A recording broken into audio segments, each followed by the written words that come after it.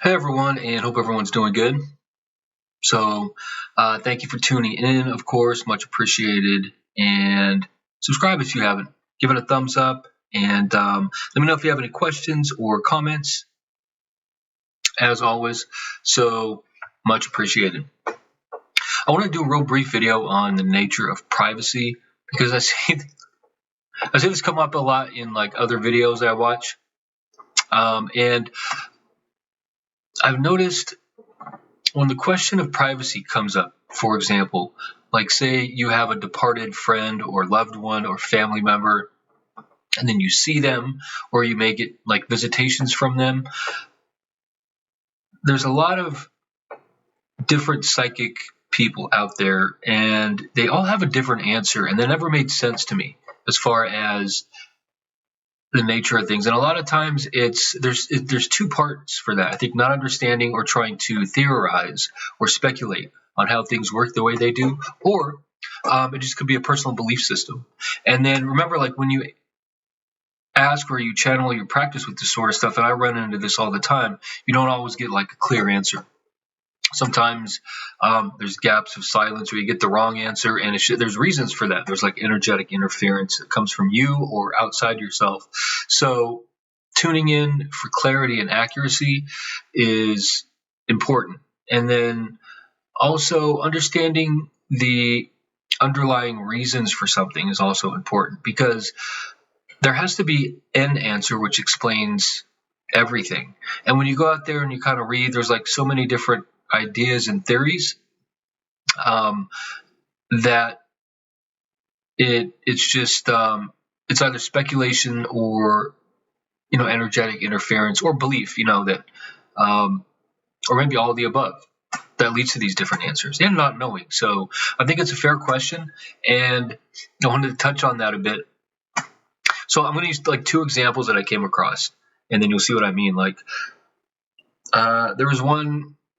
And a couple of these people are really well known and they're really accurate. And so I give them credit a lot of times because their readings are very spot on, and which I think is great. So I'm always curious to see, like when I watch people like this, there's a lot of them out there, what their answers are in certain things. So one in particular, someone asked him the question, well, do I have privacy? Like the exact question was, well, like my grandparents, like they can't see me use the bathroom when I'm down here, can they? And it's a funny question. And his answer was, well, they can if they want to, but they don't. And that's because, they just don't have a reason to. Like it's kind of like when they're down here, like why would they want to do that? So, but we've got to unpack this answer. So if you think about it, what if they do want to? I mean, you can't just say, I know that's weird and that's gross, but there's a lot of weird, gross people out there. So, whatever. But but we've got to consider every nuance. Okay. So he said, well, they can if they want to, but they don't. What if they do want to? Then what? So the better answer that kind of underlies that is, even if they wanted to, they cannot. That's the answer right there. So regardless of what anybody wants to do, a good way to think about it is it's just like here, right? We have so many rules and laws and systems in place, whatever country you're from, that deal with privacy and things along those lines. So let's say, souls just don't wander freely. And I know that's a whole other category and question right there, but they don't. There's a system in place, and once we die, our souls are escorted to the afterlife almost immediately.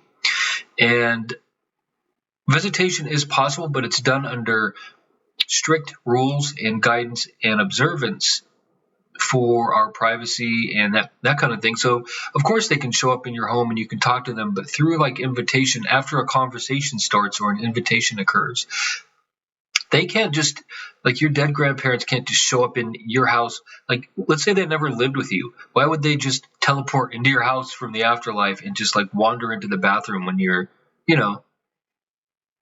using the bathroom? So like, why would they do that? Like they would wait until Like, and more than that, what system exists that would allow them to do that? Okay, so I always love using angels because they're real and they're a real species of being in the afterlife. And what's the point of having angels watch over you if they can't stop your dead grandparents from watching you take a crap, or use the bathroom? It's like you're kind of useless. So, where's their ultimate power and things like that? Like, don't you guys have, like, get it together? We don't just, it's called breaking and entering here, in the United States. You can't just do that, you'll go to jail. It doesn't matter if you're related to the person. So if you think about it like that, we have these laws and rules and, guardians or protectors, police, whatever. The analogy is it's a very direct analogy and a great one to use because the same thing is true. Another psychic was asked, well, yeah, I don't know. He was asked, well, for example, one of his clients asked because he was lying down in his bedroom with his wife, and his dead grandma walked into the bedroom.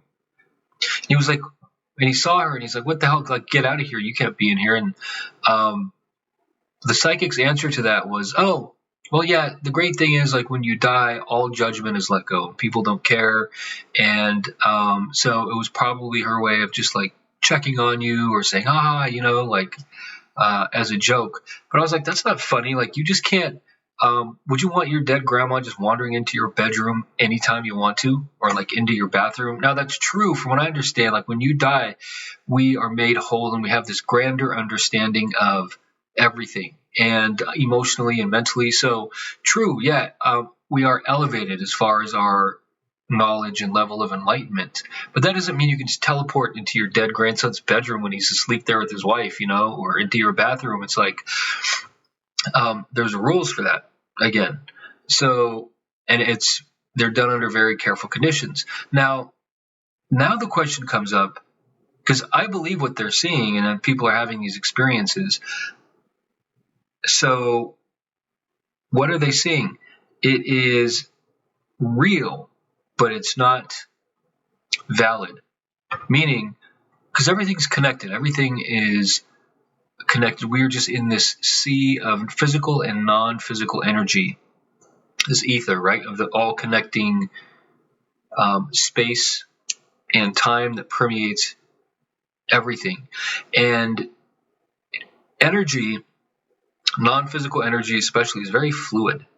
Okay, so I always like to liken it. It's like throwing a rock in the water, and the water ripples.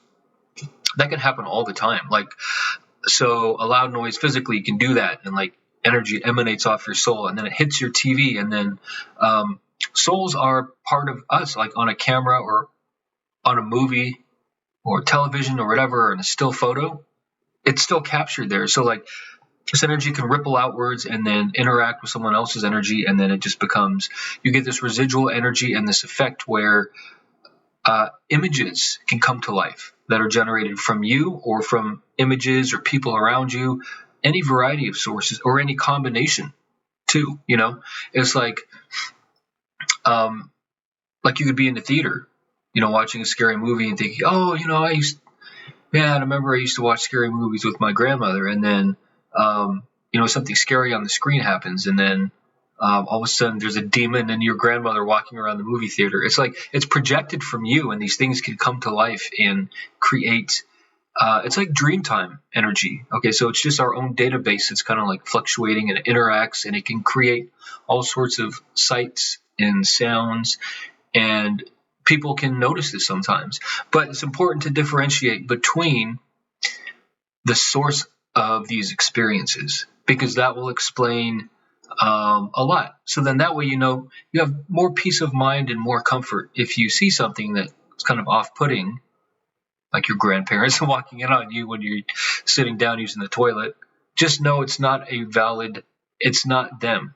For whatever reason, and this energy is active and at play all the time. So as it's doing its own thing constantly, and you may or may not even be thinking of, like, say, your grandparents at the time, or maybe you did. You're like, oh, those cookies remind me of, grandmother or whatever, grandfather. And then these images just kind of like flow out from you, like from strong feelings and like memories you're having. And it's very, very real that they can. It's like when you're dreaming, and things just manifest kind of randomly, or sometimes when you're able to control them and you can manifest things immediately. Your energy is doing that automatically, just outside your control. Just as real as, say, you could picture an apple in your hand right now and you visualize it. It's there, non-physically. You just created it. So as easy as that, if you think about it, things can literally generate from you or things around you or a combination of both. So to summarize, just keep in mind when something doesn't sound right, then it probably isn't right. If you track to a certain level or a set of rules or norms, just like we have here, remember this sort of thing. And if you think about it too, it's like, say, like all your dead friends and relatives and grandparents for like hundreds of years are in heaven, right? And they're like, oh, you know what? Let's just pop down there and like, if they heard like, oh, Uncle something's down there, showing up in his bathroom, scaring the crap out of him. It's like, well, what's he doing? Like, let's put rules around this, or let's form a system, or let's track him down and prosecute him if it really was him. So, which it wasn't. Just know that there is, you know what I mean? Like, if there's a ton of people in the afterlife and there's societies and civilizations there too with rules and regulations. So, and it's very tightly managed in a proper way. So it's not like people can wander through your house and do whatever you want, whether you knew them or not.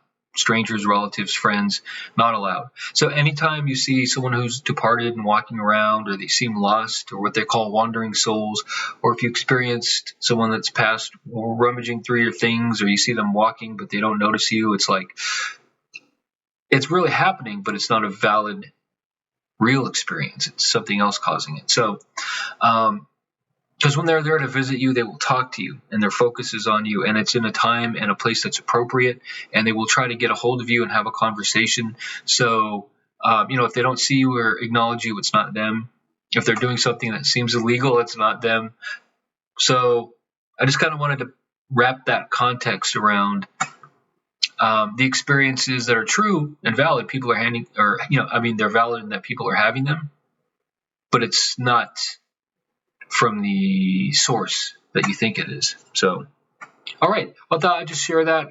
I've kind of talked about that in other videos, but I've come across it again in recent days. So that was kind of funny, but I just wanted to help share that information and hopefully bring a little clarity to that topic.